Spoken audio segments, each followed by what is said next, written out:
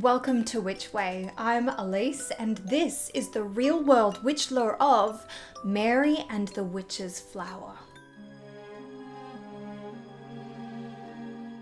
Based on the children's novel, The Little Broomstick by Mary Stewart, this film stars the voice talents of Hanazuka Saki and Ruby Barnhill as Mary, Ryonosuke Kamiki and Louis Ashbourne Circus as Peter, Yukio Amami and Kate Winslet as Madame Mumblechook, Fumio Kohinata and Jim Broadbent as Dr. D, and Shikoku Ataka and Linda Barron as Great Aunt Charlotte.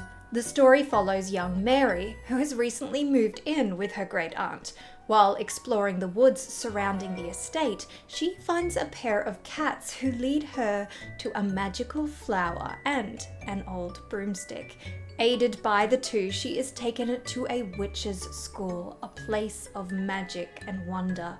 The headmistress of the school encourages her to enroll, but this powerful principal has an ulterior motive in doing so and takes Mary's new friend Peter as collateral to ensure Mary returns to the witch's school and brings with her the very rare witch's flower. This flower is referred to by a few names in the book and series, starting with witch's bells. This name is perhaps inspired by the harebell flower, which also goes by this name and was apparently sought after by witches as it allowed to transform them into hares. Most commonly in the film though, the witch's flower is known by another name. That flower's called a fly-by-night. Fly-by-night?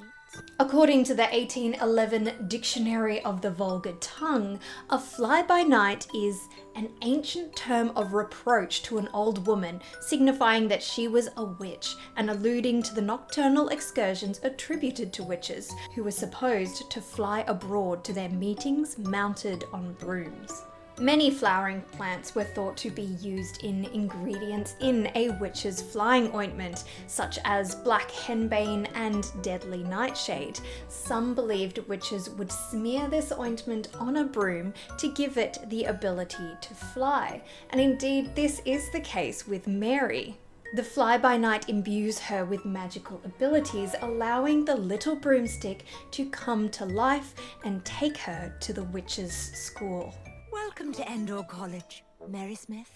The name of this school is inspired by the biblical Witch of Endor, who is sought out by the very person who expelled all necromancers and magicians from the land.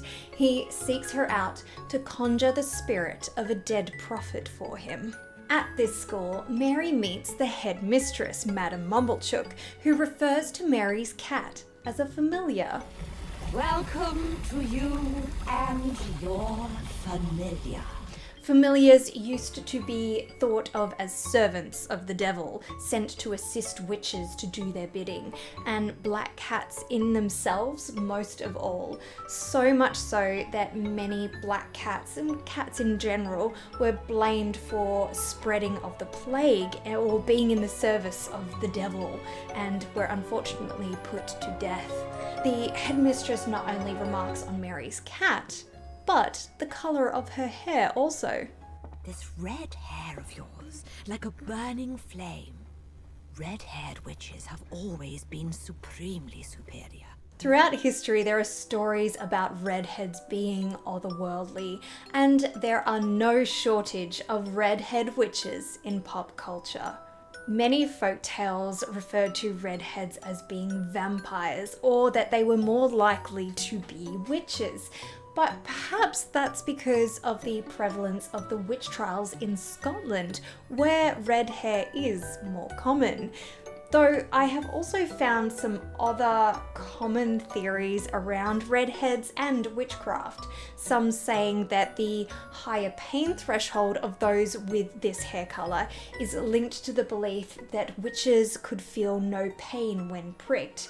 Another states that red hair was seen by the Spanish Inquisition as one who had embraced the fires of hell. These witches, though, see red hair as a symbol of a powerful witch, and Dr. D remarks as such. Indeed. Red, ruby, crimson, scarlet, copper, all marvelous colors, marvelous, yes. The recessive gene that causes red hair only occurs in 1 to 2% of the population. But I'm forgetting my manners. How do you do, Miss Mary? The English voice of Dr. D is Jim Broadbent, who has played Witch before as Professor Horace Slughorn in the Harry Potter films. His character here, though, is inspired by the English occultist John Dee, who consulted angels through the use of his occult language known as Enochian. He also served as court astrologer for Queen Elizabeth I. In the book, Dr. Dee compares his spell work to that of Merlin from Arthurian legend and Faust, an alchemist and astrologer who inspired the story of a man making a deal with the devil and who is taken to Walpurgisnacht by witches. Walpurgisnacht is also mentioned in the book when Mary is told that all students are required to attend their annual conference on April 30 in the Harz mountain range, exactly when and where witches were thought to celebrate this night in German folklore. Not only do we hear about folklore in the book, but also nursery rhymes, each chapter named after one, of course including witchy ones, such as Hinks Minks the Old Witch Winks, and There Was an Old Woman Tossed Up in a Basket. This film and book scores for lore, history, and a little of the craft. I was surprised to find out how much lore was actually incorporated into the book, and this film's animation style is just gorgeous, a perfect fit for an out-of-this-world tale. It also adds so much more onto the original quaint children's story that is its source material. What did you think of this film, and have you read the book? Let me know in the comments below, as well as any other witchy recommendations for my upcoming witch lore reviews.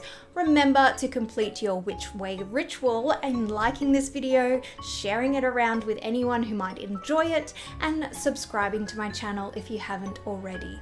If you would really like to help support my channel, you can donate via the Super Thanks button. And as always, thank you very much for watching here on Witch Way.